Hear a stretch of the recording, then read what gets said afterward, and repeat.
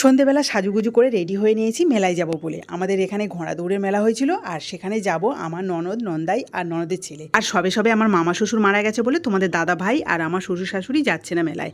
আর এই যে আমার ছেলে কিন্তু ঘর থেকে বেরোনোর সঙ্গে সঙ্গে কোলে উঠেছে। আমার কোনো কষ্ট হয়নি, কারণ ওর পিসেমশাই ঘাড়ে করেই কিন্তু বাড়ি থেকে বেরিয়েছে। মেলার মধ্যেও কিন্তু ঘাড়ে করেই ঘুরে বেড়াচ্ছে। আর বাচ্চাদের মেলায় নিয়ে আসা একটা চাপের আছে, যা দেখবে সবগুলোই যেন ওদের কিনে দিতেই হবে। আর এই যে ওর পিসিমণি আর পিসেমশাই আছে, একের পর এক এই যে প্লাস্টিক খেলনা দিচ্ছে, ভরে নিচ্ছে।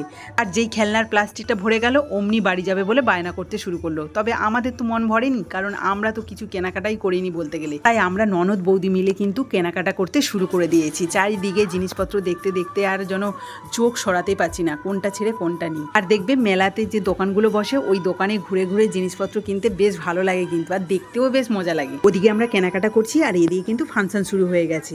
আর এটা কিন্তু ঘোড়া দৌড়ের পরের দিন ফাংশনটা হয় আমাদের এখানে, আর সারা রাত ব্যাপী হবে। আর এবং বড় বড় স্টাররা আসে এখানে গান করতে, বেশ জমজমাটি ব্যাপার থাকে। কিন্তু আমি এই যে 6 বছর বিয়ে করে কোনোদিনও আসি না। যখন আসি এই সন্ধ্যের সময় একটু কেনাকাটা করে খাওয়া দাওয়া করেই চলে যাই। সানগ্লাসটা কিন্তু বেশ ভালো মানিয়েছে, তাই না?